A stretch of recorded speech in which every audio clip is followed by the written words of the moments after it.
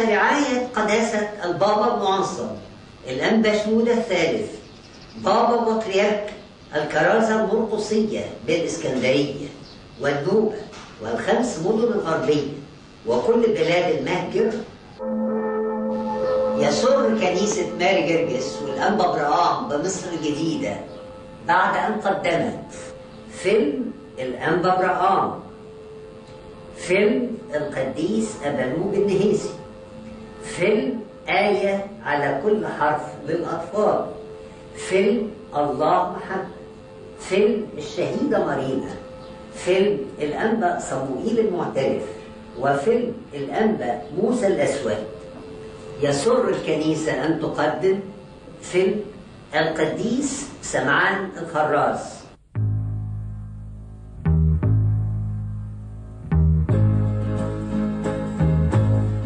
سيناريو وحوار الدكتور نبيل غالب، تصوير وإخراج ماجد توفيق.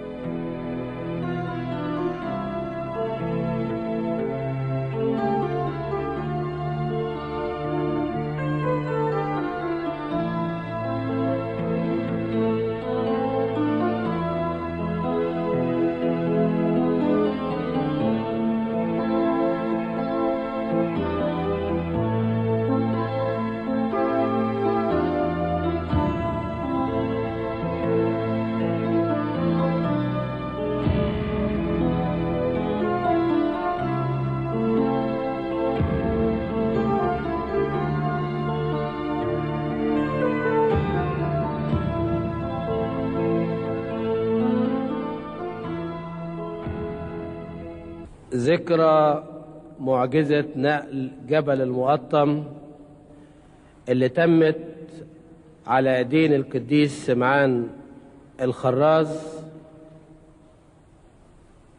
حسب قول الكتاب المقدس إنجيل القديس متى إصحاح 17 عدد 20.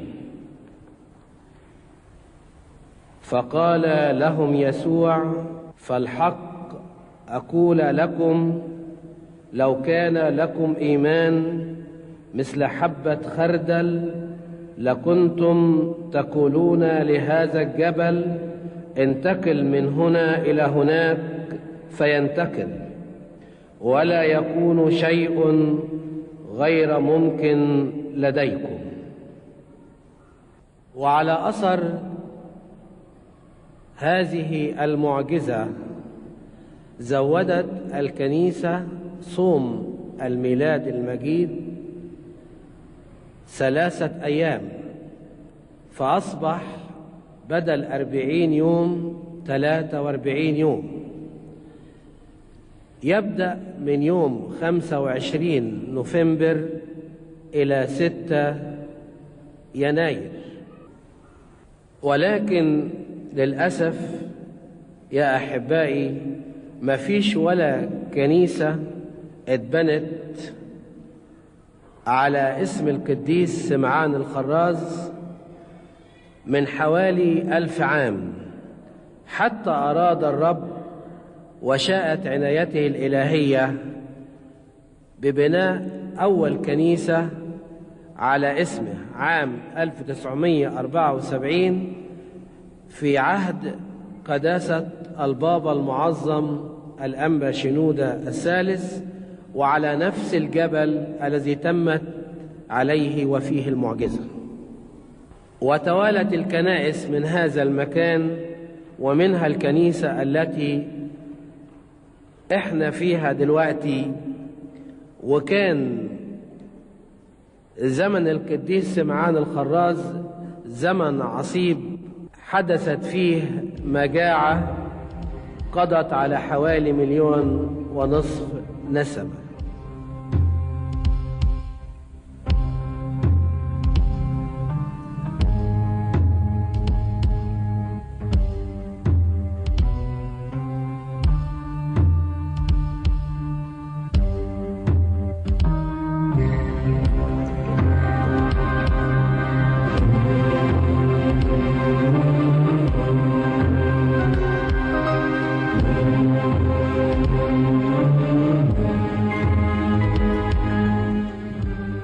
يظهر ان ربنا غضبان عن الناس. دي 3 سنة ما يجيش فيها فيضان النيل. ربنا يرأف بينا. دي الشوارع والغيطان مليانة جثث، مش لاقي حد يقدر يشيلها. وفي حد قادر يشيل نفسه لما هيشيل الميتين؟ المصيبة مش في الجثث دي، المصيبة في الجوع والمرض اللي عمال يحصد في الناس. الناس دلوقتي بتحسد اللي بيموت. وهنفضل على الحال ده لحد امتى؟ لحد لما ربنا يرفع غضب عن الناس. أيها السيد الرب الإله، ربنا وإلهنا ومخلصنا يسوع المسيح، افتح لينا يا رب طاقات السماء، وخلي النهر يفيد يا رب ويدينا المية. ارفع البلاء يا رب وخفف عن شعبك، فيض علينا من بركاتك يا محب البشر يا أرحم الراحمين. آمين.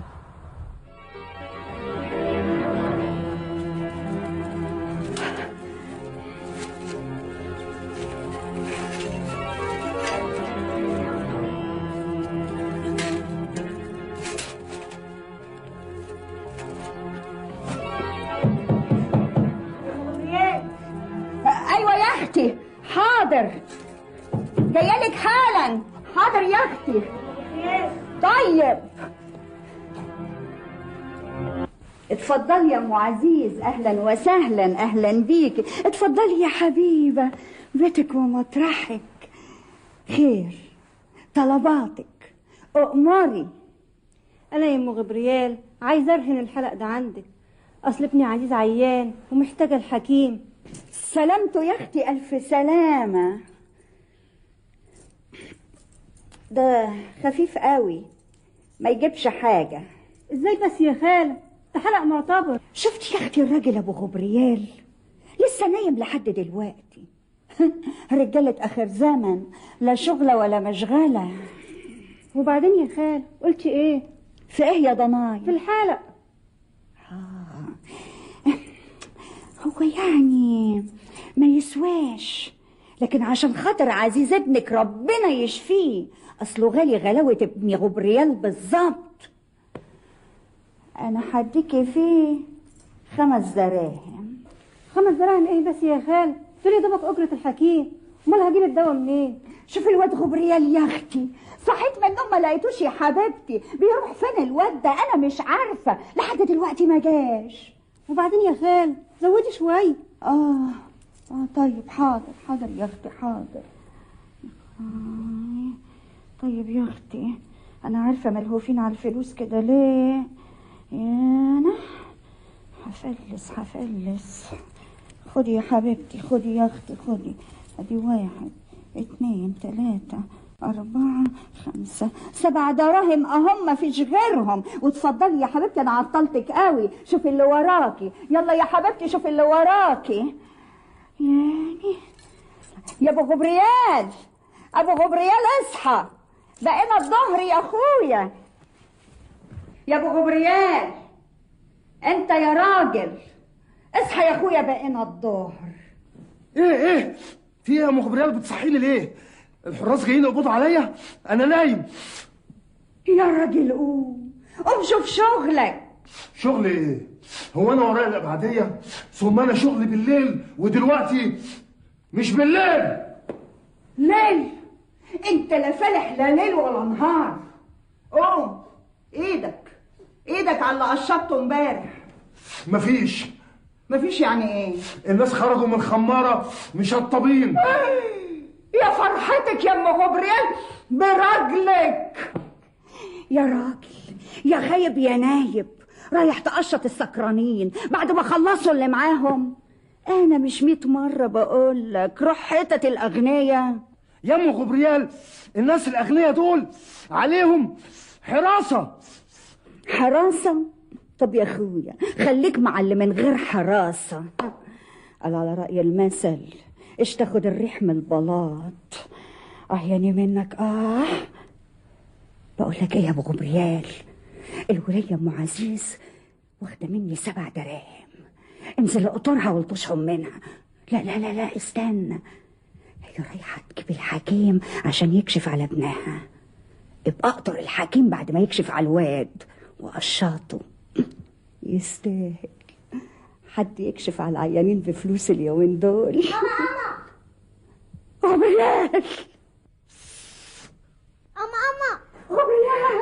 غبريال يا حبيبي، كنت فين يا ضنايا؟ خضتني عليك. في الكنيسه يا أما. صحيح، ده النهارده الحد. شاطر يالا، ربنا يجعلنا من بركاتك. اهو ده اللي انت فالح فيه. رايح فين؟ رايح الكنيسه. جاي منين؟ جاي من الكنيسه. ياما الكل كان بيصلي علشان ربنا يرجع خير تاني. خير؟ فلالله ولا فلك يا اخويا، فلالله ولا تف من بقك. خير ايه؟ ما احنا كده عايشين ومبسوطين اهو. لكن الناس مش مبسوطه ياما. واحنا مالنا يقعدوا ومال الناس؟ مالنا يقعدوا ومال الناس؟ هس ولا كلمه. اصلك انت ما انتش فاهم حاجه.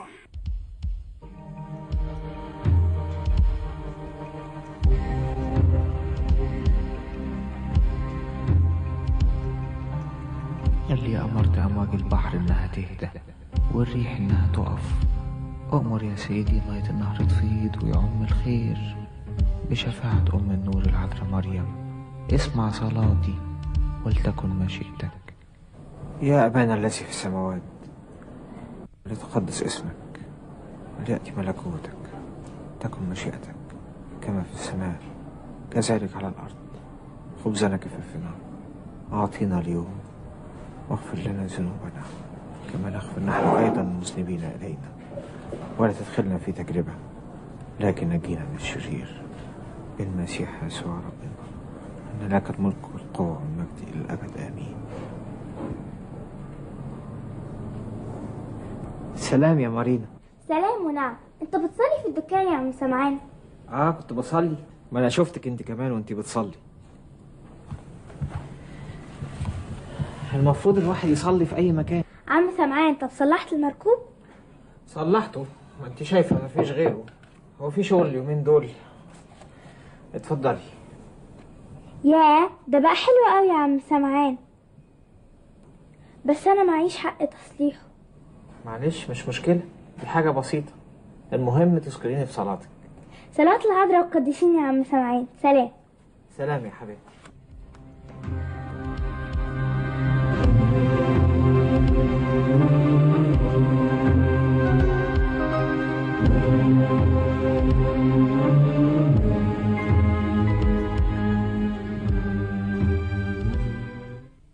ازيك يا عم سمعان؟ عم جبريل، اهلا اهلا. اتفضل اقعد. ازاي صحتك دلوقتي يا عم جبريل؟ تعبان قوي يا ابني. مفيش وصفات جايبه معايا فايده. عمك نعيم عطار عمال يجرب فيا، شويه من تذكار داوود وشويه من دماغه. طب ما تروح لحد من الحكم يا ابني، ربنا هو الشافي. ونعم بالله، بس ربنا هو اللي خلق الطب، وما تنساش ان معلمنا لوقا كان طبيب. عندك حق يا ابني، بس الحكم اليومين دول اسعارهم غاليه قوي وانت عارف الحاله.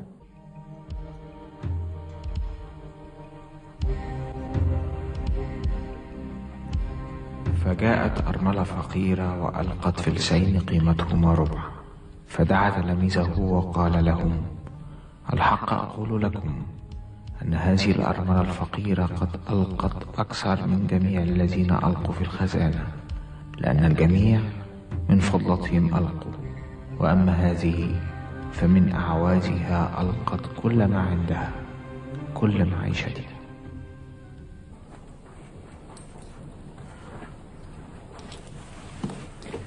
اتفضل يا عم جبريل. ربنا يباركك يا ابني. اذكرني في صلاتك. تفضل يا رب مياه النهر في هذه السنة باركا.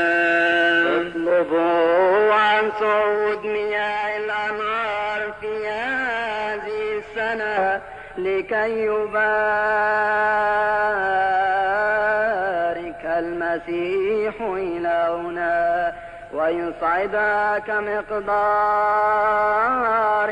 ويفرح وجه الأرض ويعولنا نحن البشر ويعطي النجاة للبائم ويغفر لنا خطايانا.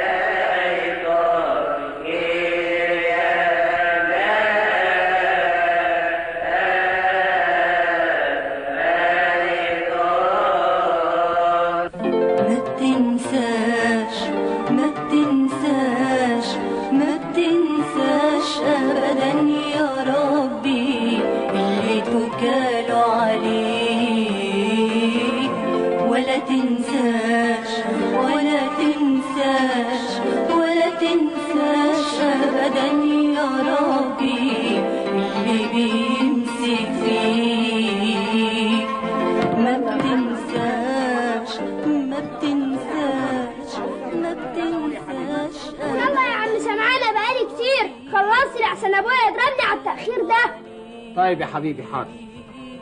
ولا تنساش ولا تنساش ولا تنساش ابدا يا ربي اللي بيمسك. الله، هو الولد اتأخر كده ليه؟ زمانه جاي، تلاقي عم سمعان اخره شويه.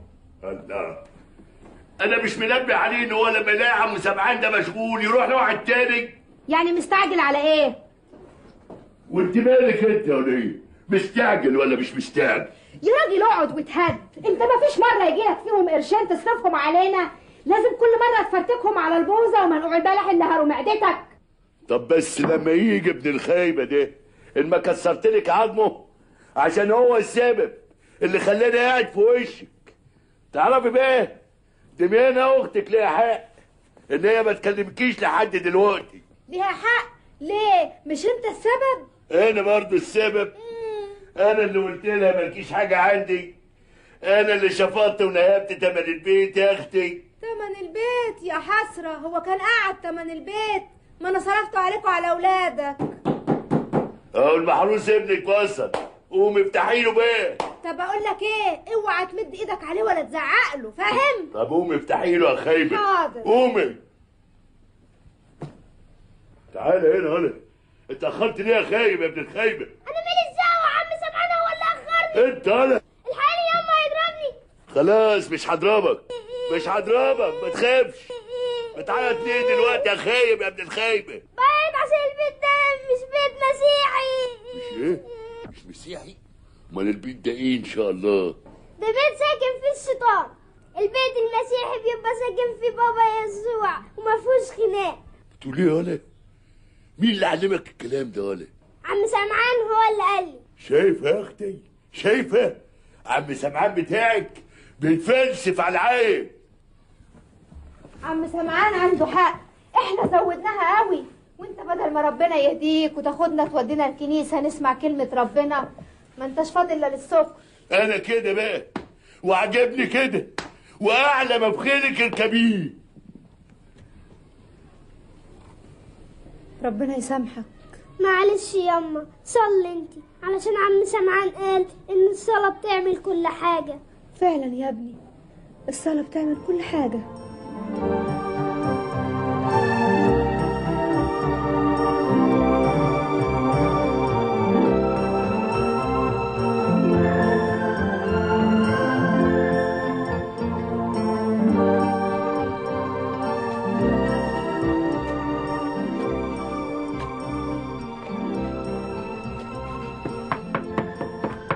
جرجس، مين اللي بيخبط؟ أنا سمعان يا عم جرجس. زق وادخل يا سمعان يا ابني. يا وش الخير، أنا مش عارف من غيرك كان ممكن يجيب لي المية.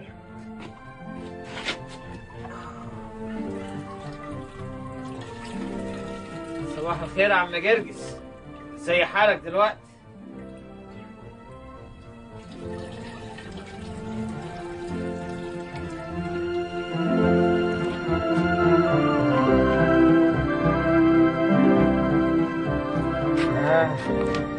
ازاي الحال دلوقتي يا عم جرجس؟ الحمد لله ونشكره يا سمعان يا ابني. ربنا يديك الصحة وطولة العمر. بارك الله فيك يا سمعان يا ابني، وقدرك على خدمة الكنيسة كلها. الفرحة عمت كل الأقباط. ربنا يجعل أيامنا خير وبركة على الكنيسة كلها. طيب يا عم جرجس، مش عايز حاجة بقى عشان أكمل باقي اللفة؟ عاوزك طيب يا ابني، وانت مخلينا عاوز حاجة. سلام الرب يسوع يكون معاك. روح يا ابني، يجعل لك في كل خطوة سلام.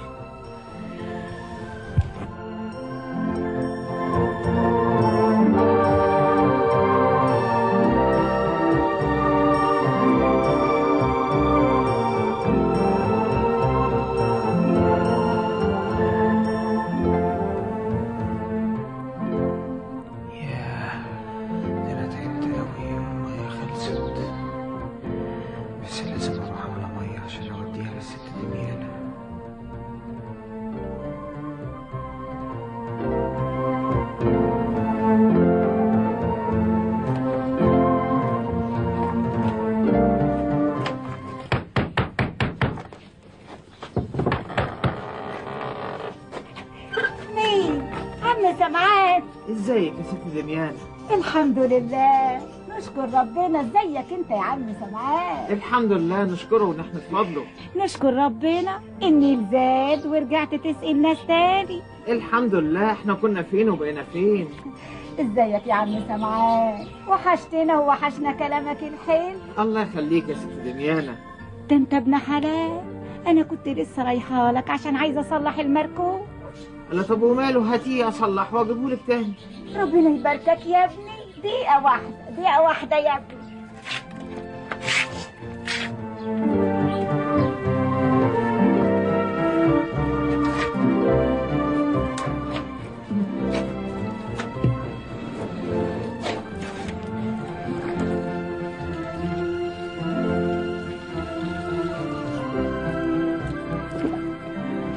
هات يا ست رجال. ربنا يباركك يا ابني، ربنا يباركك.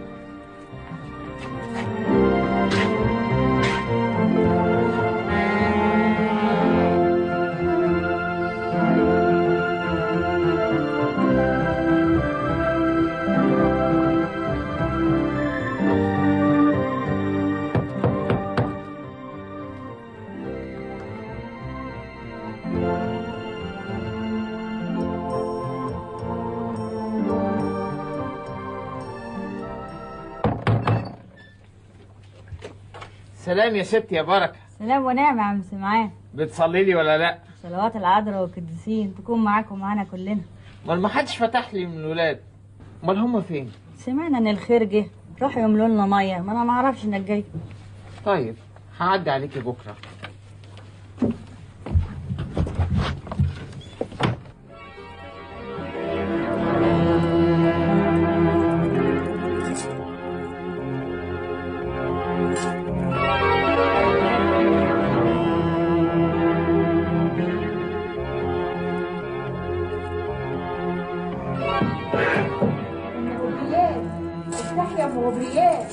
حاضر يا اختي من عينيا.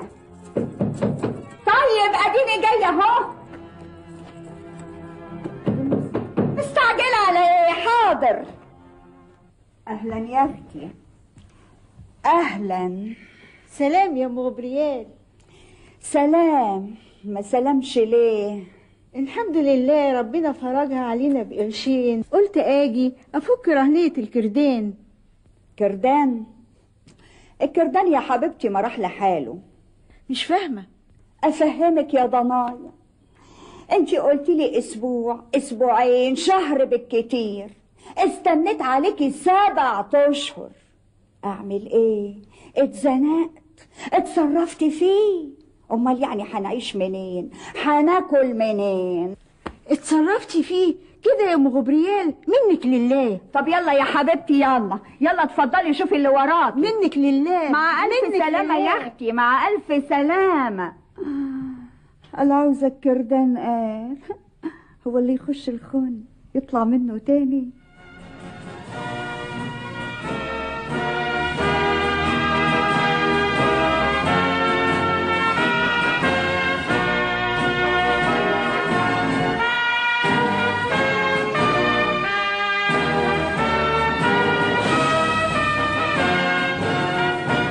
المعز لدين الله الفاطمي.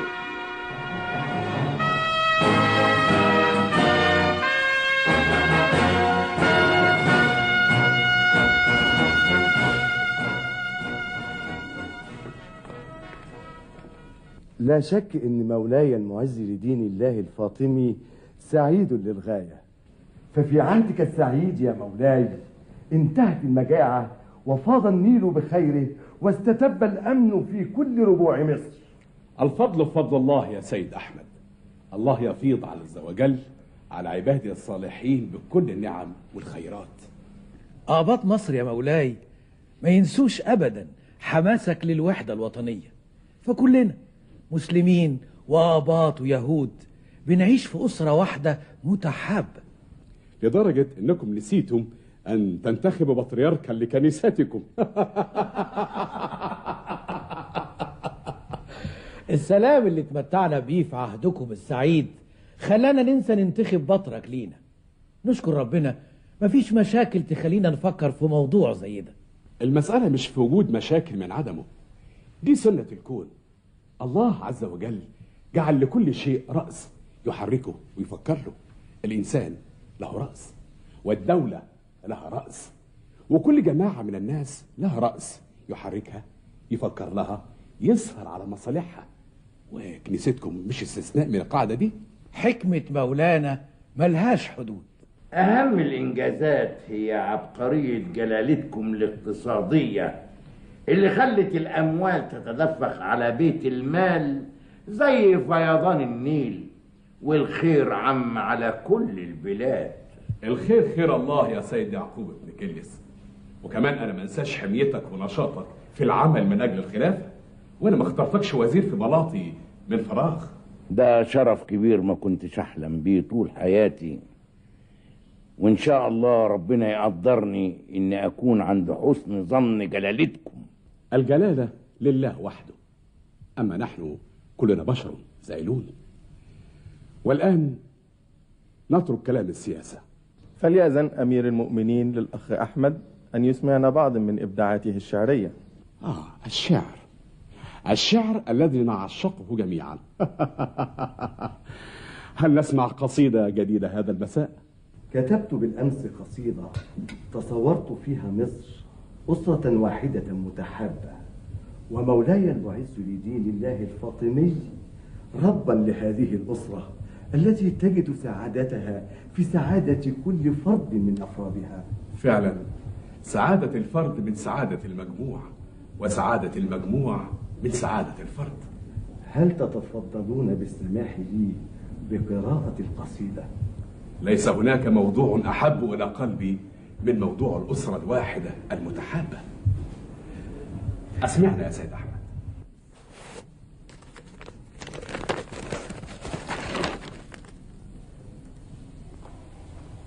اللي قلته لنيافتك ده مش أمر من الخليفة، ده مجرد رأي قاله ضمن كلامه.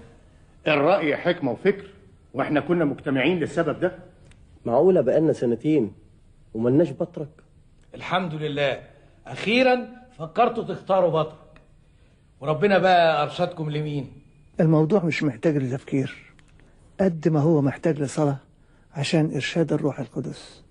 ومادام كل شيء بإرادة ربنا، يبقى ربنا له حكمة في إنه يخلي المعز يقول كلام زي ده. يبقى نقوم نصلي والروح القدس يرشدنا. اتفضل.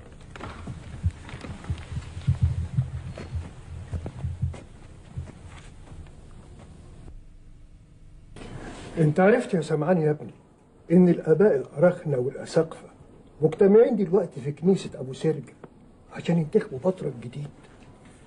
ربنا يعمل ما فيه الخير ويرشدهم بالروح القدس. انما قول لي يا سمعان ايه اللي انا بسمعه عنك ده؟ خير يا عم رفائيل، في ايه؟ بيقولوا لي يا ابني انك انت بتصحى بدري الصبح تروح تخدم المرضى والشيوخ قبل الناس ما تصحى من النوم وتودي لهم الميه، وبعدين ترجع تودي القربة البيت وتنزل من البيت على شغلك تفتح الدكان وتقعد تشتغل. ودي فيها حاجة دي يا عم رفائيل؟ يا ابني انا ما اقصدش حاجة، انا قلبي عليك، ده مجهود كبير بتعمله وانت بتتعب، لازم ترتاح، لازم تدي جسمك حقه من الراحة والنوم. تعب ايه بس يا عم رفائيل؟ امال الرهبان والقديسين اللي كل حياتهم صلاة وتسابيح ما بيناموش ابدا، تقول عليهم ايه؟ ده الانبا بشوي كان وهو بيصلي بيربط شعره في السقف بحبل عشان كل ما ينام الحبل يشد شعره ويصحى يكمل صلاة. دول قديسين يا عم رفائيل. عندك حق يا ابني، احنا هنروح فيهم فين دول؟ دول قديسين واحنا عايشين بصلواتهم. امين. لأن لك الملك والقوة والمجد إلى الأبد آمين. بسم الآب والابن والروح القدس الإله الواحد آمين. يا سلام، قد ايه الصلاة كانت جميلة. الصلاة هي الحبل اللي بيربطنا بيسوع المسيح، يعني الحبل الممدود بين السماء والأرض، وهي الحبل اللي هيرشدنا للبابا الجديد. أنا شخصيا هقول اسم متهيألي إني سمعته ساعة الصلاة. خلاص على بركة يسوع، قول الاسم والموافق يرفع ايده، لكن إذا الكل ما رفعوش ايديهم يبقى لازم نشوف اسم تاني. بسم الآب والابن والروح القدس إله واحد آمين. الاسم هو أخونا وحبيبنا ابن زرع السورياني.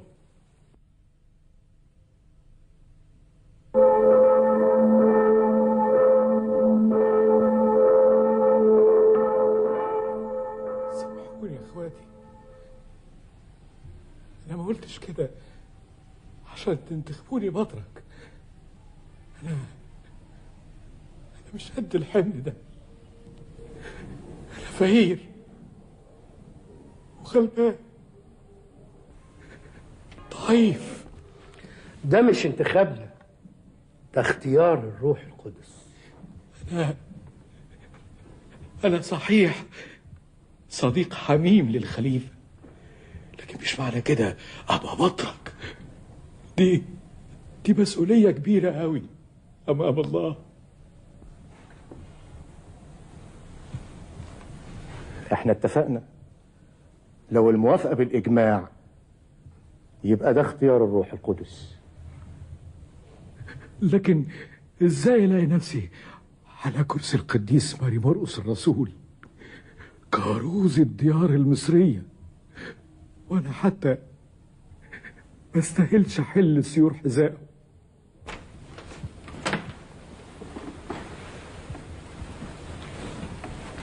انت طول عمرك خادم امين للكنيسة، كرست حياتك كلها ليها. لا، مش لاقي حاجة أقولها، لكن إذا كان ده اختيار الروح القدس فالروح القدس يرشد شخص ضعيف عشان أقدر أشيل الحمل ده. مفيش مستحيل أمام الروح القدس، وكلنا ايد واحدة في الكنيسة عشان مجد الله.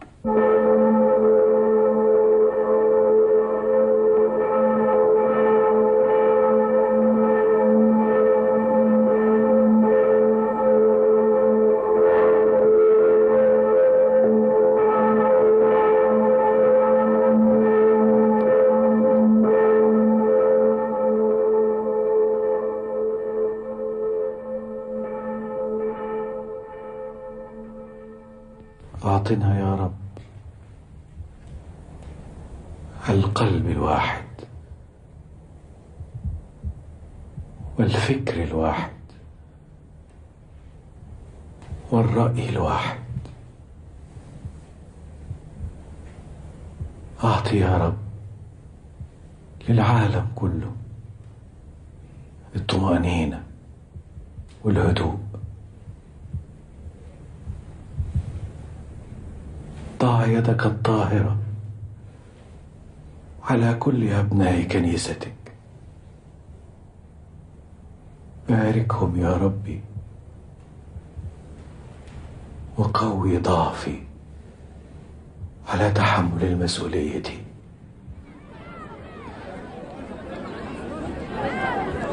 لأن لك الملك والقوة والمجد إلى الأبد آمين.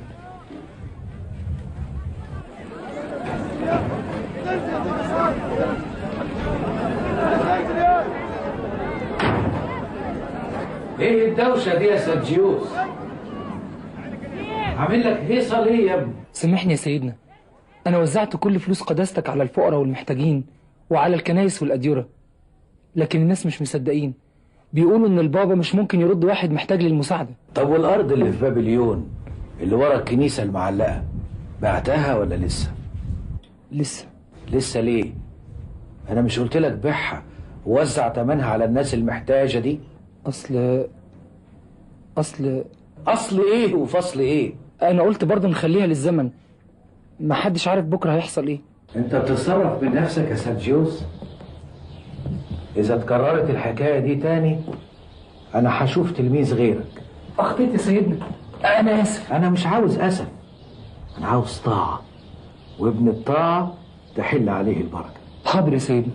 روح اتفضل واعمل كل اللي قلت لك عليه. حاضر. حللني يا سيدنا. الله يحلك. وكل ما الشيطان يحاول يلعب بمخك قول له خبزنا كفافنا اعطينا اليوم.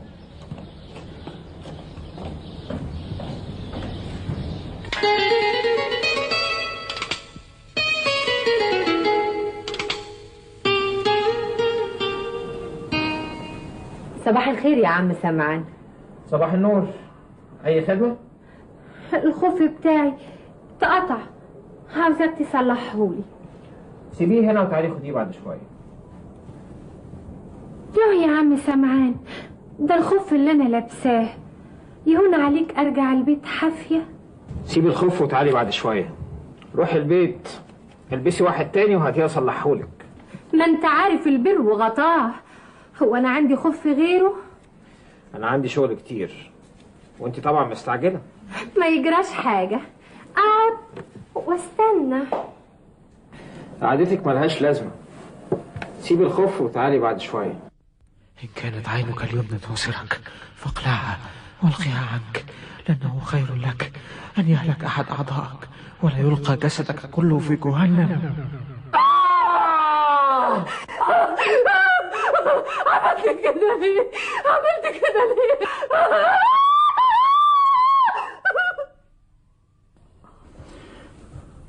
حد يعمل اللي انت عملته ده يا سمعان؟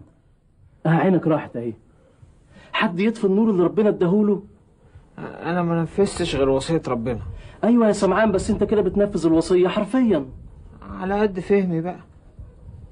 عموما نشكر ربنا انه ادانا 2. حافظ على عينك التانية عشان تقدر تعيش. ربنا هو اللي بيحافظ علينا. والقماشه دي اقدر اشيلها امتى؟ باذن الله بعد اسبوع واحد انا هاجي افكها لك، واذا حسيت باي الم او اي وجع وبقى تعالى لي. متشكرين جدا، ربنا يبارك لنا فيك. ها ودلوقتي عينك التانية عامله ايه؟ شايف بيها كويس؟ الحمد لله، احنا بنشوف بنور ربنا. طيب سلام بقى، سيبك دلوقتي. السلام والنعم.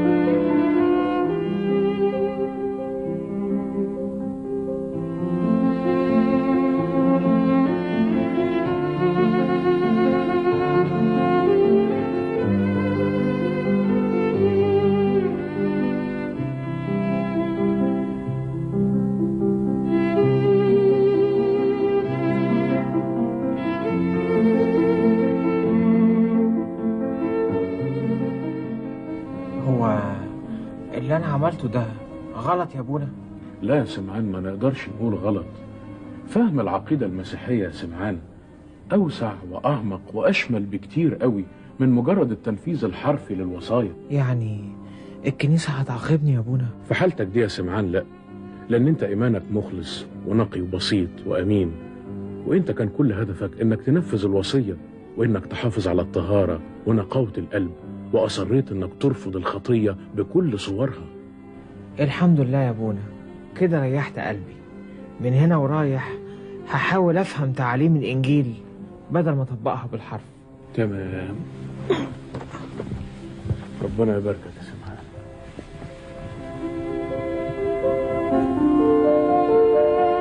ربي وحبيبي وإلهي ومخلصي يسوع المسيح، أشكرك على مراحمك، أشكرك على محبتك، أشكرك أنك عرفتني معنى الإيمان. اجعلني يا رب لا أتعامل مع وصاياك بالتنفيذ الحرفي كما فعلت، وإنما بروح الإيمان.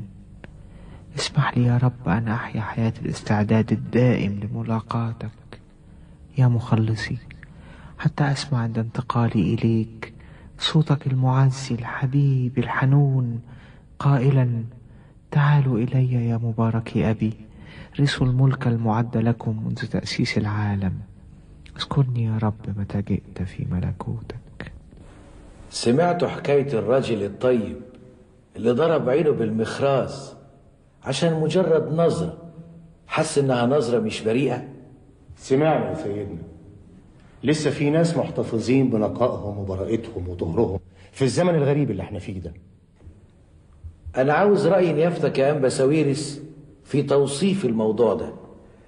معظم الآباء رفضوا التفسير الحرفي للوصية الربانية. في الكتاب المقدس يقول معلمنا بولس الرسول: أميتوا أعضاءكم التي على الأرض، الزنا، النجاسة، الهوى، الشهوة الرضية، الطمع الذي هو عبادة الأوثان، الأمور التي من أجلها يأتي غضب الله على أبناء المعصية.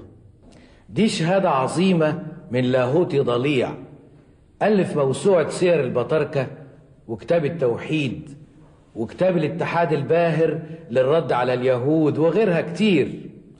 بس الخوف يا أنبساويرس إن الناس يقلدوا سمعان الخراز بدل ما يدربوا نفسهم على التحكم في شهواتهم.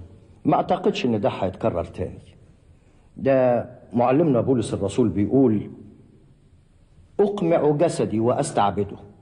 أقمع بمعنى الضبط، أقمع جسدي وأستعبده حتى بعدما كرست للآخرين لا أصير أنا نفسي مرفوضا.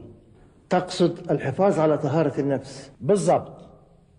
أما اللي عمله الراجل ده هو تعبير عن بساطته وإخلاصه وطهارته، تعبير عن أمانته في تنفيذ الوصية تنفيذا حرفيا، لكن الحرف يقتل، والكنيسة لا تسمح بهذا، لأن الرب لم يقصد التنفيذ الحرفي للوصية، بل كان يشير إلى إماتة حواس الجسد، كما تعلمنا الكنيسة أن نصلي في صلوات الأجبية، صلاة الساعة 9، أن نصلي قائلين: أمت حواسنا الجسمانية أيها المسيح إلهنا.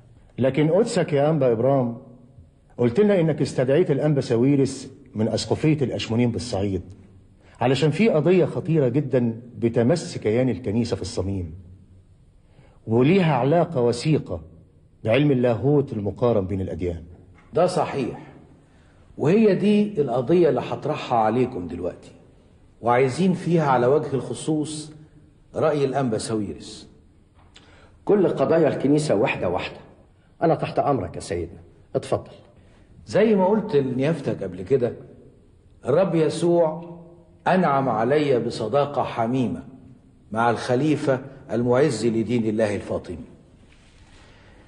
ونشكر ربنا الصداقة دي زادت وتوطدت بعد اختياري بطرك للكنيسة.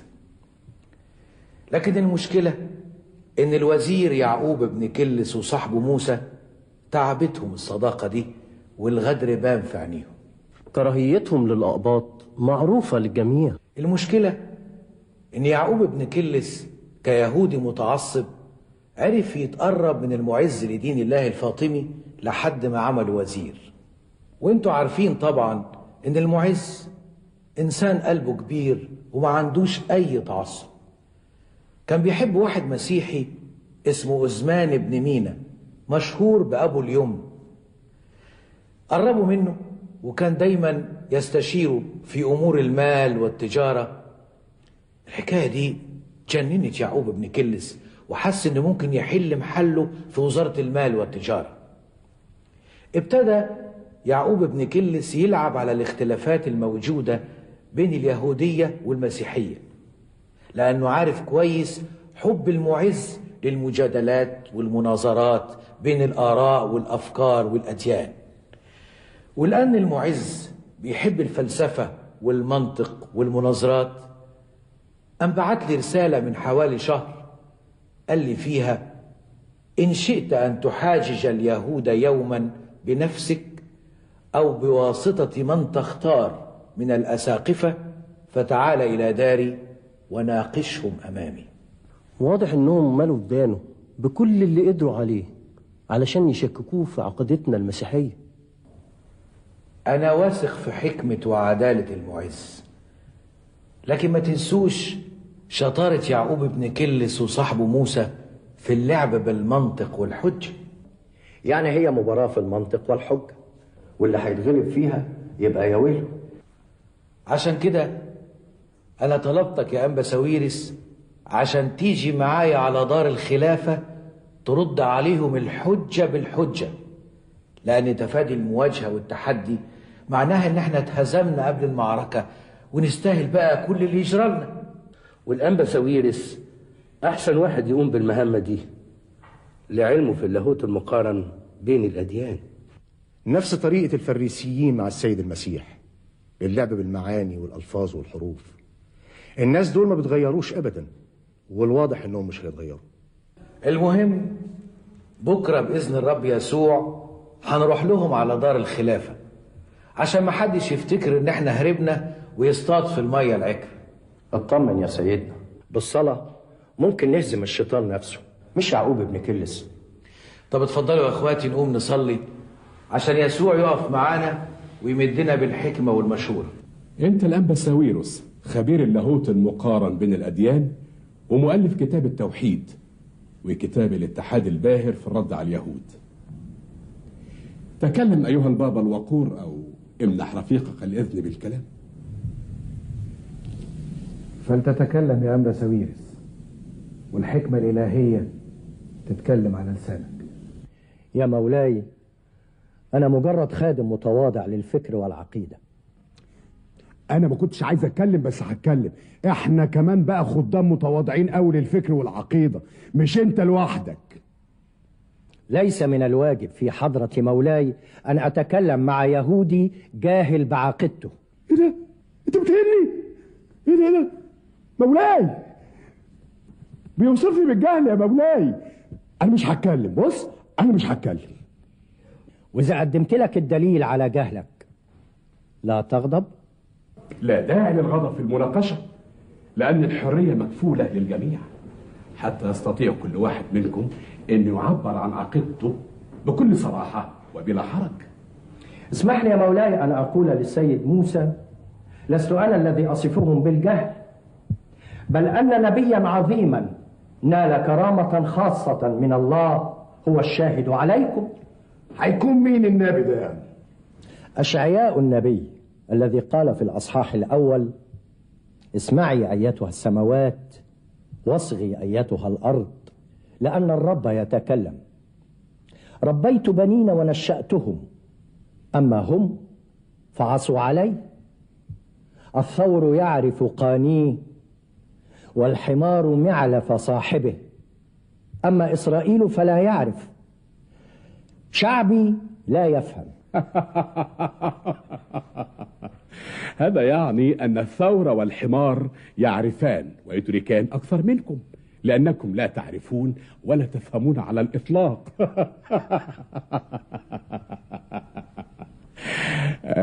هذه كلمات النبي أشعياء حقا. نعم يا مولاي. ما تقول حاجة يا يعقوب، ما تقول حاجة. لم آتي بشيء من عندي، ها هو نبيا عظيما من أنبيائكم يعلن بأن الحيوانات أكثر فهما منكم. الراجل ده دسيسة يا مولاي. كفانا جدالا هذا المساء، فقد اعترفتم أن الرجل لم يقل سوى ما ردده نبيكم من قبل، أي كما نقول: وشهد شاهد من أهلها. ألن نسمع قصيدة جديدة هذا المساء؟ تحت أمرك يا مولاي. الحمد والشكر ليسوع. كنت موفق تماما يا أنبا ساويرس. ده إرشاد من الروح القدس ودعواتك وصلواتك طبعا يا سيدنا، بس تفتكر الموضوع هينتهي على كده؟ واضح إنها معركة طويلة. أكيد هيدبروا لنا مؤامرة، ومؤامرة كبيرة جدا. الرب في وسطها فلن تتزعزع. إذا كان الله معنا فمن علينا؟ أنبا ساويرس، أنت لازم تقعد معانا هنا في بابليون لغاية ما الغمة تزول، لأنه مش معقولة طبعا تسافر أشمونين وبعد كده نطلبك. أنا معاك يا سيدنا لحد الغمة ما تزول إن شاء الله.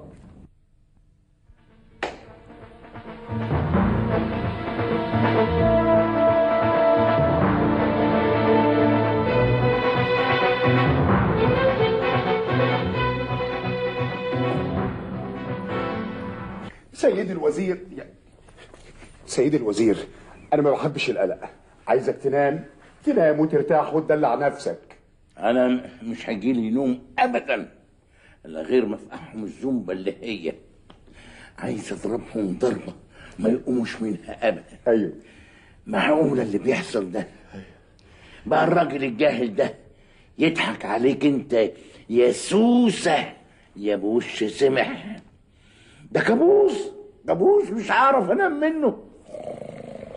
لا لا لا لا لا سيدي الوزير، أنا عايزك تنام وتستريح وتدلع نفسك، وأنا أوعدك أنا هدرس العهد الجديد بتاعهم وكل حاجة في عقيدتهم من جديد، صفحة صفحة آية آية، كلمة كلمة، لحد ما الاقي الثغرة. ايوه الثغرة اللي اهد بيها المعبد عليهم وعلى رؤوسهم وعلى اللي يتشددهم. انا مش عارف الهدوء اللي نزل عليه ازاي، كأنه بيتسلى علينا. الثوب يعرف قنيه، والحمار معلف صاحبه. أما شعبي إسرائيل لا يعرف، شعبي لا يفهم، يعني احنا ما بنفهمش. هو بصراحة فاجئني. يعني كان لازم تعترف للخليفة إن كلامه صح. أنا فكرت في الإنكار، لكن حسيت إن أنا قدام خصم عنيد دماغه ناشفة. خفت لا يطلع التوراة قصاد الخليفة وطلع الصفحة، ساعتها هيبقى منظري إيه مش عارف. وعجبك منظرنا دلوقتي قدام الخليفة وقدام أحبارنا وحخامتنا؟ مش عاجبني طبعا. امال فين عبقريتك ودهائك يا سوسة يا بوش سمح؟ العبرة مين اللي هينتصر في الآخر؟ خلاص أنا حصر معاك وندور في الكتب بتاعتهم لغاية ما نلاقي ثغرة ندخل لهم منها عشان نهد المعبد على دماغهم ودماغ اللي يتشدد لهم. إذا كان ده يريح سعادتك أنا ما عنديش مانع. يلا بينا على المكتبة. يلا يلا.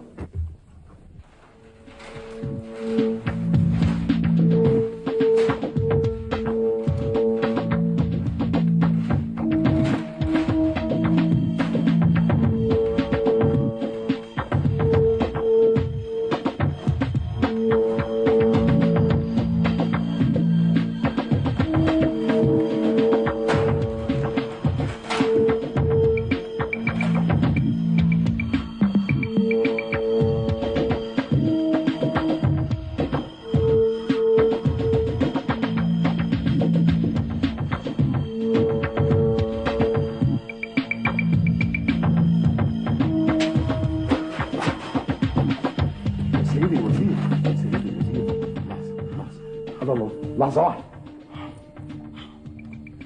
اتفضل اشرب.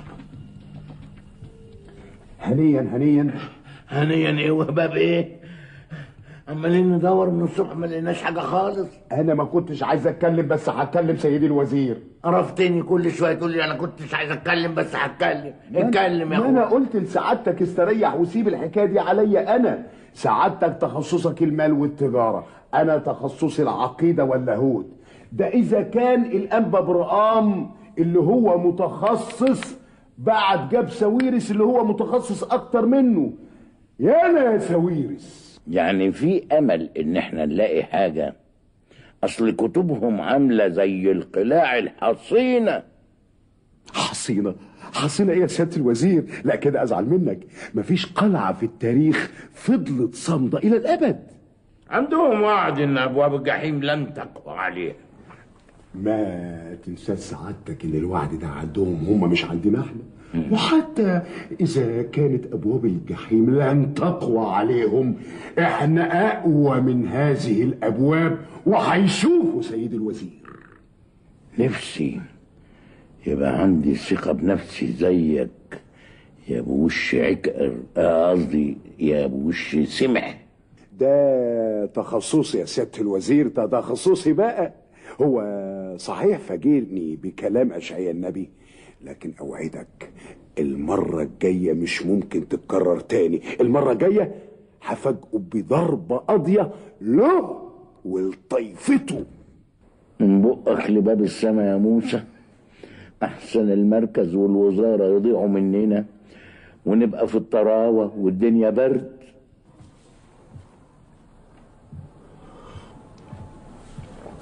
وازاي عينك دلوقتي يا سمعان؟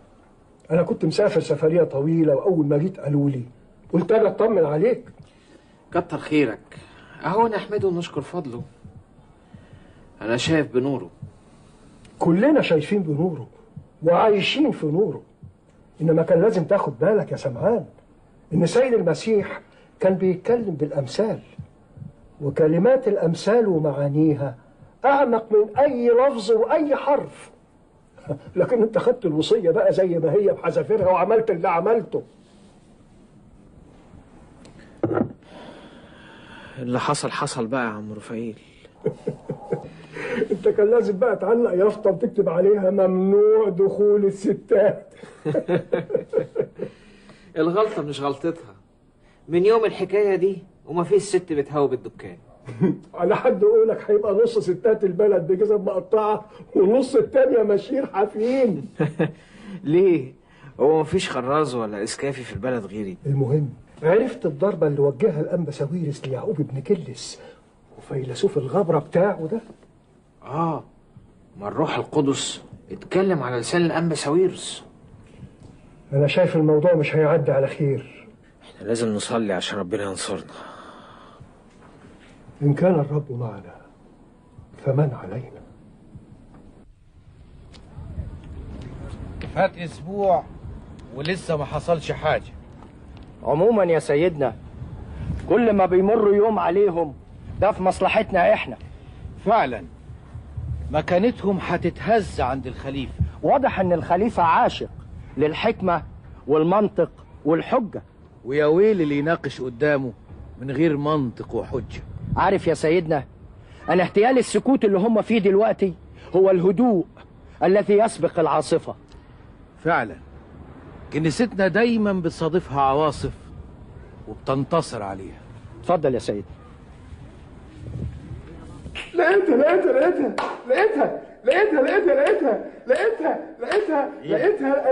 هي ايه اللي لقيتها دي؟ اخيرا هو كتاب سيادة الوزير، ما تخافش على منصبك. ايه؟ فرحني الهي، فرح قلبك. اتفرج ايه اللي لقيتها. ايه رايك بقى؟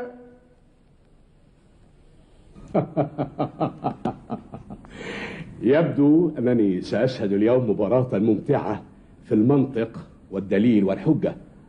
الوجوه كلها حماس وتحدي.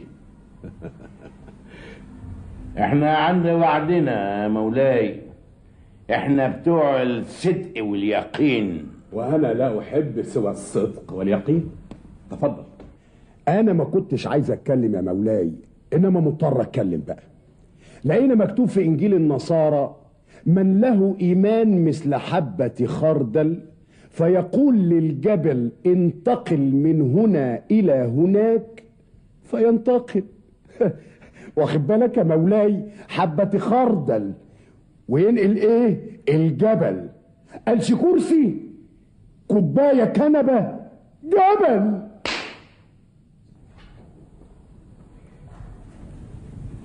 من له إيمان مثل حبة خردل ويقول لهذا الجبل انتقل من هنا إلى هناك فينتقل. الكلام ده صحيح.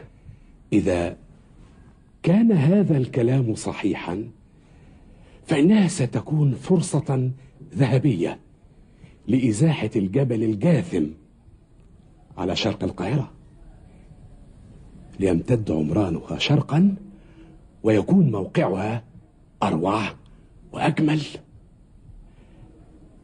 أتستطيع أن تقوم بهذه المهمة يا أنبا ساويرس؟ كل شيء بإرادة الله. هذا شيء مفروغ منه، لكنني لا أريد مراوغة في الرد، لأنكم إذا عجزتم عن تنفيذ هذا الكلام كان ذلك معناه بطلان دينكم، وليس أمامكم سوى تنفيذ هذه الوصية، وإلا تتحملون نتائج هذا الادعاء الكاذب والزائف والخادع. فليسمح لي مولاي بمهلة 3 أيام للتفكير في كيفية تنفيذ هذا الأمر.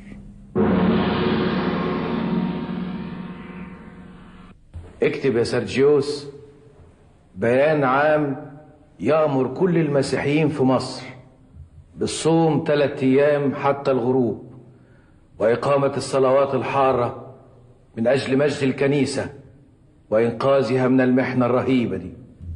أمر قداسة البابا.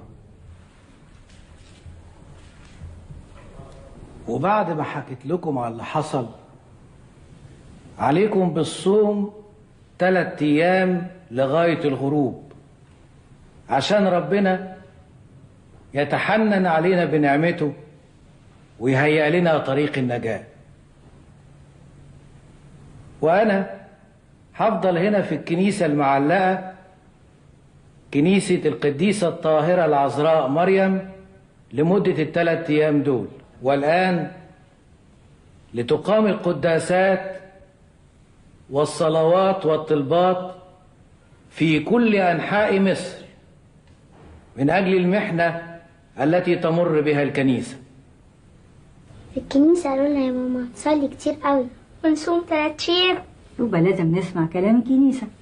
لكن ما عرفتوش يا حبايبي، هما ليه عايزيننا نصوم؟ بيقولوا في حاجة جامدة قوي عايزينها تحصل في الكنيسة. في ايه يعني؟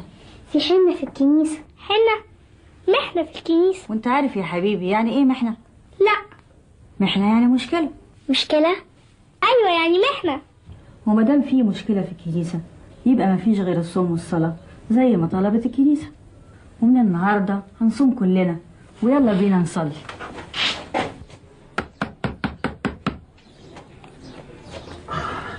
يا ست دميانة، يا ست دميانة. عم سمعان، ازيك يا ست دميانة؟ الله يسلمك يا عم سمعان.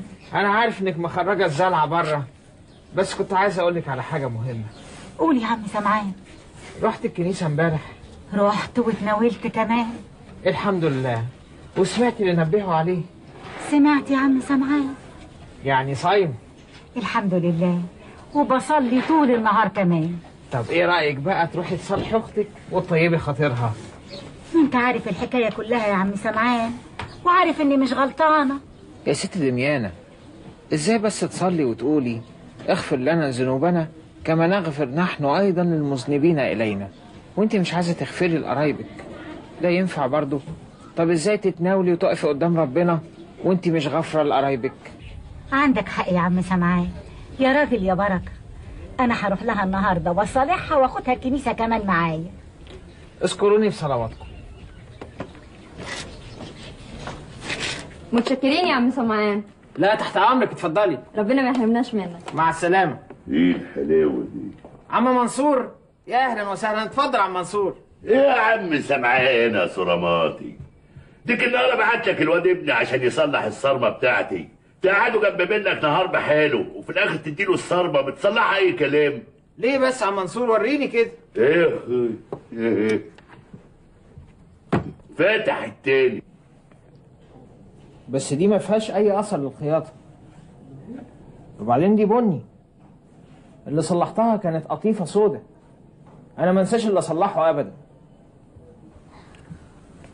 الله، ده صحيح. تكونش تبقى سودة.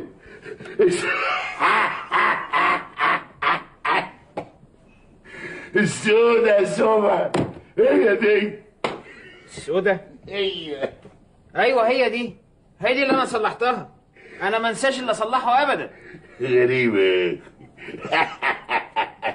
واحدة سودة واحدة بني. وانت ماشي في فردة سودة وفردة بني؟ ايه اللي بيعمل فيك كده؟ الملهونة ملخبطة دماغي يا راجل، هي اللي بتخليني البس فردة سودة وفردة بني. والملعونة دي تطلع مين؟ الخمرة الهباب اللي مش قادر عليها. لا تقدر تبطلها.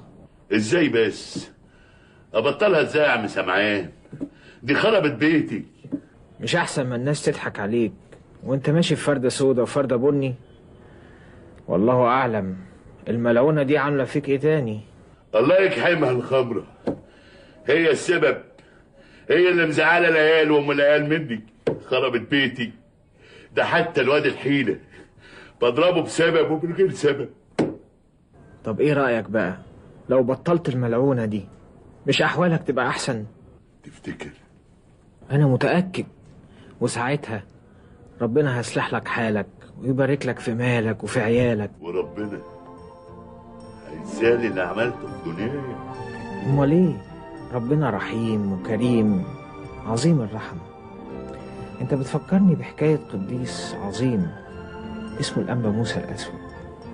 ده كان سكير وحرامي وقطع طريق وقتل قتلة، إنما لما ربنا نور له طريقه بعد صراع كتير مع الشيطان ومحاربات كبيرة لمسته لمسة الحب الإلهي، غيرت حياته، غيرت طريقه خالص. إنه أنت بس كده وجرب وشوف ربنا هيعمل معاك إيه. يعني ربنا ممكن يقبل توبة واحد زيي؟ أكيد إذا كانت التوبة صادقة ومن القلب. يا ريت يا عم سمعان، يا ريت. روح أنت بس اعترف وصلي وتناول وشوف ربنا هيعمل معاك إيه. بس في حاجة مهمة، لو كان عليك لحد حاجة اديها له، لو كنت زعلان من حد صالحه وشوف ربنا هيعمل معاك إيه.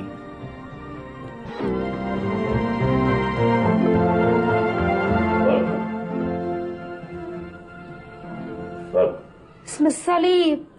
ايه جرى يا وليه؟ لا بس دي مش عوايدك، راجع بدري وصلب طولك. اوعى تكون عيان يا بابا. لا يا ابني انا مش عيان، نوري من وشي، انا خلاص، انا خفيت. حق بطلوده واسمعوده. من امتى يا راجل؟ من النهارده يا فرحه. بركاتك يا ستي يا عذرا. انا هقول لك على حكايه بس مش هتصدقيها. قول يا اخويا، ما انت ياما بتقول. انا خلاص ربنا تاب عليا من الخمره وقرفها. معقوله؟ معقوله يا بابا؟ ايوه يا ابني معقوله، معقوله. ابوك تاب على دين راجل طيب. ربنا يخليه، من غير ما اعرفه بدعيله من قلبي. لا تعرفيه يا فرحه. قول لي هو مين وانا اروح ابوس رجله. لا، هو مش عايز حد يبوس لا رجله ولا ايده، عايزنا بس نصلي له. ده احنا اللي محتاجين يصلي من اجلنا. مين الراجل ده يا بابا؟ عمك سمعان الدباغ، الراجل البركه. ربنا يخليك يا عم سمعان ويبارك لك في رزقك. ايوه ادعي له يا فرحه. الراجل ده صحاني من وهم كبير، كابوس كان كاتم على قلبي. ادعي له ده ايه؟ ده انا هروح اشكره بنفسي. بس يا وليه، بس الناس تقول علينا ايه؟ ده كمان البابا بيقول ان الكنيسه في محنه دلوقتي، وبيطلب من الشعب ان هو يصلي ويصوم 3 ايام علشان ربنا يطلعنا من المحنه دي على خير. طب ما تيجي يا منصور نروح الكنيسه نصلي ونعترف ونتناول، يمكن ربنا يقبل توبتنا. يا ريت يا فرحه، يا ريت. يا ريت يا بابا، انا بقالي كتير ما روحتش الكنيسه. هنروح كلنا مع بعض يا حبيبي، هنروح. بس قبل ما نروح انا ليا طلب عندك يا فرحه. انت تؤمر يا سيدي الرجاله. لازم قبل ما نروح ونعترف ونتناول نزور اختك دميانه، نطيب خاطرها ونصالحها ونرد لها كل حقوقها زي ما قال عمنا سمعان. انا لازم اروح لاختي اصالحها زي ما قال لي عم سمعان.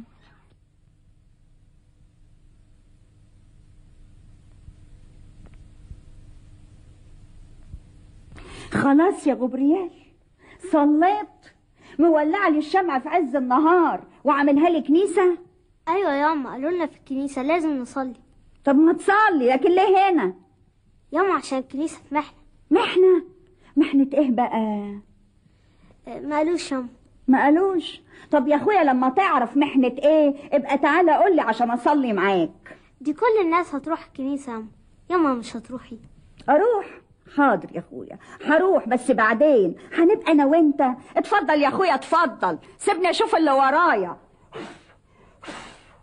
رافعين لك يا رب صلاة بدموعنا يا ابن الله، ارحمنا يا رب ارحمنا، ملناش غيرك نترجى.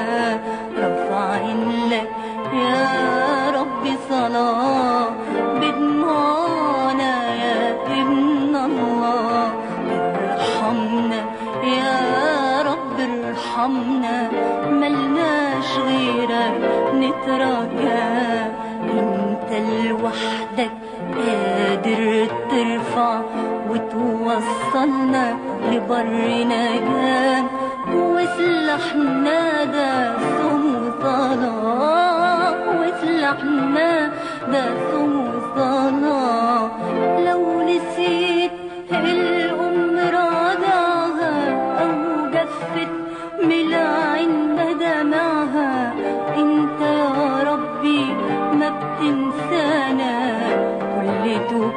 حزن عليك.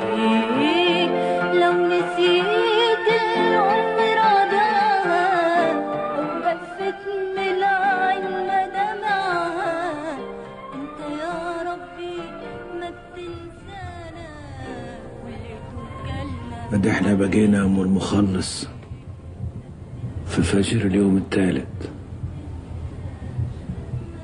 3 أيام وانا في بيتك يا قديسة يا طهرة. كل ايمان ان ابنك الاله مش هيتخلى عنا في المحنة دي، مش هيتخلى عنا في المحنة دي. ما تنساش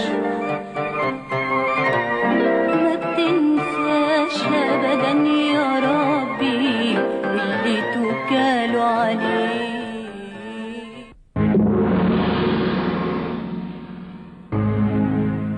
سلام الرب عليك. ماذا بك؟ لا تخف أيها الراعي الأمين، فإن دموعك التي سكبتها في هذه الكنيسة مع الأصوام والصلوات التي قدمتها أنت وشعبك لن تنسى.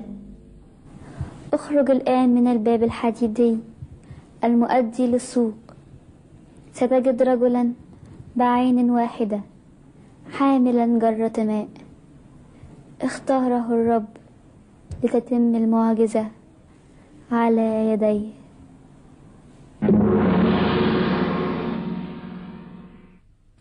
ما تنساش ما تنساش ما تنساش أبدا يا ربي اللي توكلوا عليه. ولا تنساش ولا تنساش ولا تنساش أبدا يا ربي اللي بيمسك فيك. ما بتنساش ما بتنساش. سلام يا سيدنا. اهلا يا ابني، ازيك؟ الحمد لله يا سيدنا. تعالى معايا. انا يا سيدنا انا غلبان يا سيدنا. انت اسمك ايه؟ اسمي سمعان يا سيدنا. انت بتشتغل سقة؟ لا انا خراز اسكافي. هو انت يا ابني اللي خرمت عينك بالمخراز؟ طيب يا ابني ربنا يباركك، تعالى معايا. هي دي الحكاية، لحد ما اختارك الرب عشان تتم المعجزة على ايديك بشفاعة ام النور. على ايدي انا الخاطي الغلبان. سامحني يا سيدنا، سامحني، انا ما اقدرش اعمل حاجة زي كده. ده امر الرب اللي ارسل ام النور. ما دام ده امر ربنا نصلي ونشوف ربنا هيرشدنا.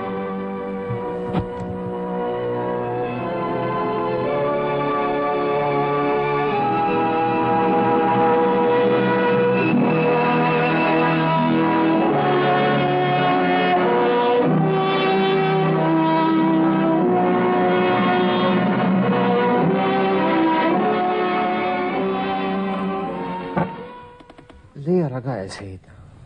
اتفضل يا ابني، رجاك مجاب مقدما.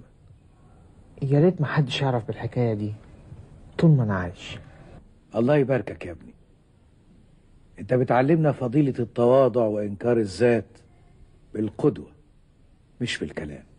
سامحني سيدنا، انا هقف في وسط الشعب ورا قدسك عشان ما حدش يعرفني واحنا واقفين نصلي على الجبل.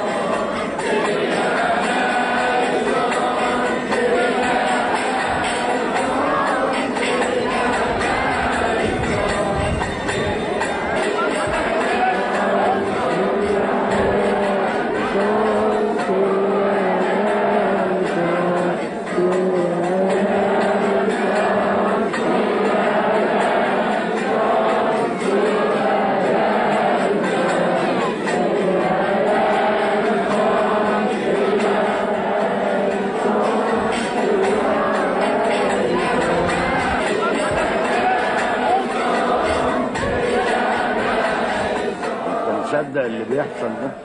عندك حق سيدي الوزير. معقول الخداع اللي هم فيه ده؟ معقول هينكشفوا؟ سيبهم عشان يقعوا الوقعة اللي هي وياخدوا الزنبة الجامدة. دول اتجننوا. قال الجبل هيتنقل، قال هيتنقل. لا، النهارده بقى هيبقى اروع يوم في التاريخ. ايوه، هيتكتب بحروف من نور. النهارده اروع يوم في حياتنا.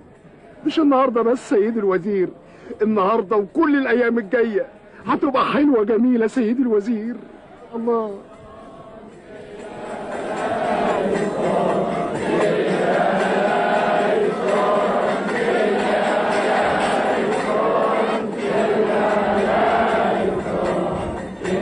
ما معنى كلمة كرياليسون هذه التي يكررونها؟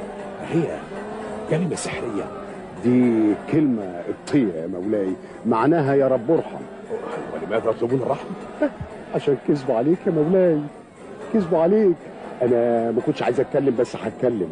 أصلهم ضيعوا وقتك الثمين يا مولاي اللي الدولة محتاجاه. إذا هم يعرفون تماما مقدار ما اقترفوه من إثم.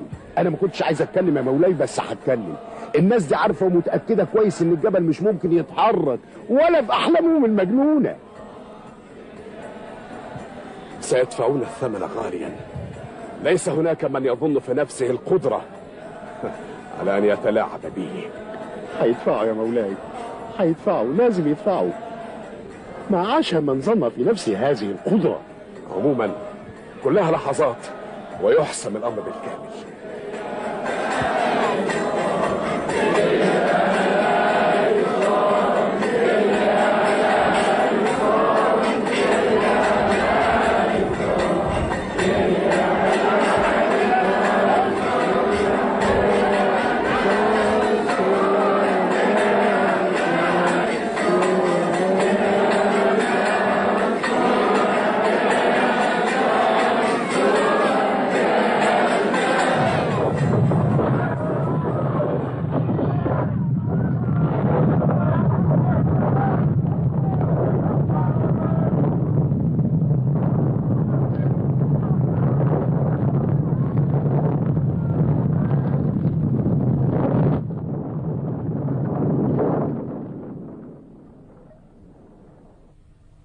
ايه ده؟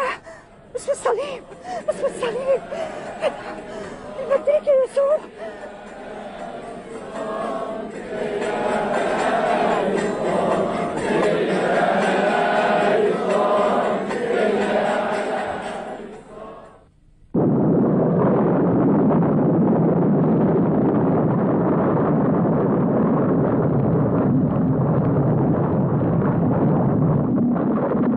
مش عاوزة غيرك يا يسوع، مش عاوزة غيرك يا يسوع. كل حاجة هرجعها لأصحابها، كل حاجة هرجعها لأصحابها. مش عاوزة غيرك يا يسوع، مش عاوزة غيرك يا يسوع، مش عاوزة غيرك يا يسوع.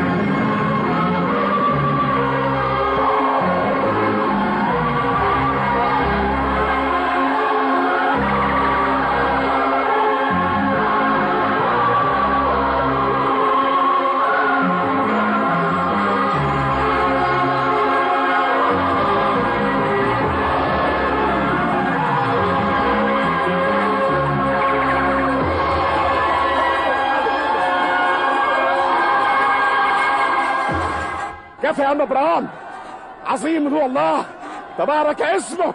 كفى يا ام ابراهام حتى لا تنقلب المدينه راسا على عقب. كفى. امر امير المؤمنين على عيننا وعلى راسنا. وصيه ربنا لينا طاعه الرؤساء. يا ام ابراهام لقد أثبتتم أن إيمانكم إيمان حقيقي. يا نهار زي بعضه. انت شايف اللي انا شايفه؟ شايف. انا كأني في حلم مش قادر اصحى منه. لولا ان الشعب كله هنا ما كانش حد هيصدق اللي بيحصل ده ابدا. انا هتجنن يا جدع، هتجنن سيد الوزير، مش قادر اتلم على ركبي. لا انا خلاص، انا مش متلم على اي حاجه.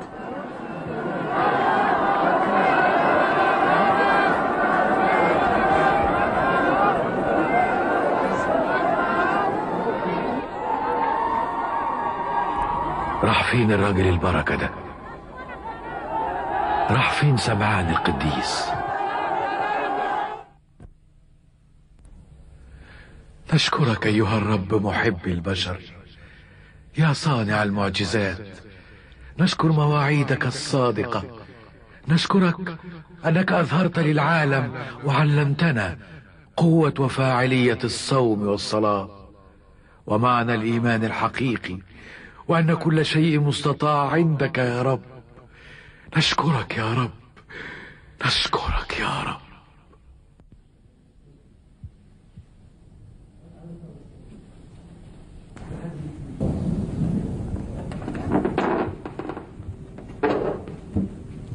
والآن يا أبا إبراهيم اطلب ما تشاء فأفعله لك. ربنا يطول لنا في عمرك ويمنحك النصر على أعدائك. لا رجع في كلمة يقولها المعز لدين الله. قلت لك اطلب ما تشاء فأفعله لك. ما دام مولاي بيصر على ان اطلب اللي انا عايزه، فارجوه الموافقة على إعادة بناء كنيسة القديس مرقريوس أبو سيفين ببابليون. وليا رغبة تانية يا مولاي، ترميم جدران كنيسة المعلقة لأن فيها تصدع كبير. لك ما تشاء. أمر مولاي. خذ البطريرك وحرر له فورا مرسوما يعطيه الحق في العمل كما طلب. أمر مولاي. تفضل. بعد إذن مولاي.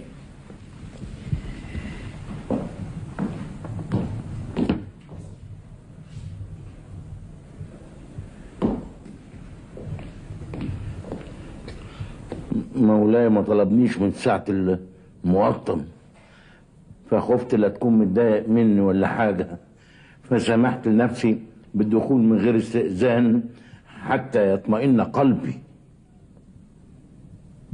أنت تعلم جيدا يا يعقوب بن كلس إنني لا أستدعي أحدا إلا إذا طلبت منه مهمة معينة، فليطمئن قلبك. سأستدعيك عندما أوكل إليك بمهمة جديدة. تسمح لي بالانصراف يا مولاي؟ اتفضل.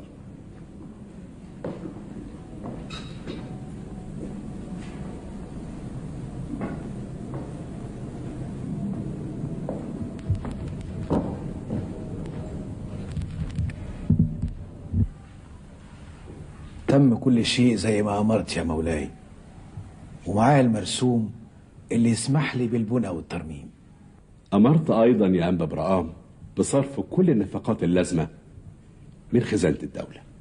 اسمح لي يا مولاي، ما أقدرش أخد الفلوس دي، لأن اللي بتبني له كنيسة قادر إنه يساعدنا لغاية ما نتمها. كما تحب، فلن أضغط عليك أكثر من ذلك.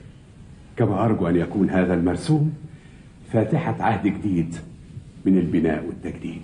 ما تنساش ما تنساش ما تنساش أبدا يا ربي اللي توكلوا عليك، ولا تنساش ولا تنساش ولا تنساش أبدا يا ربي اللي بيمسك فيك. ما بتنساش ما بتنساش ما بتنساش أبدا يا ربي اللي توكلوا عليك، ولا تنساش ولا تنساش ولا تنساش أبدا يا ربي اللي بيمسك فيه. لو نسيت الأم رضعها أو جفت من العين مدامعها، انت يا ربي ما بتنسانا واللي توكلنا عليك. لو نسيت الأم رضعها أو جفت من العين مدامعها، انت يا ربي ما بتنسانا واللي توكلنا عليك. ما بتنساش ما بتنساش ما بتنساش أبدا يا ربي اللي توكلوا عليك. ولا تنساش ولا تنساش ولا تنساش أبدا يا ربي اللي بيمسك فيه. الخاطئ لو خبط بابك تفتح له وترحب بيه، والعاصي لو جالك تايه تغفر ذنبه وبتهديه. الخاطئ لو خبط بابك تفتح له وترحب بيه، والعاصي لو جالك تايه تغفر ذنبه وبتهديه. حتى اندقت بيه الدنيا واتقفلت كل الأبواب، بابك دايما مفتوح لي، بابك دايما مفتوح لي. إن نسيت الأم رضعها أو جفت من العين مدامعها، انت يا ربي ما بتنسانا واللي توكلنا عليك. لو نسيت الأم رضعها أو جفت من العين مدامعها، انت يا ربي ما بتنسانا واللي توكلنا عليك.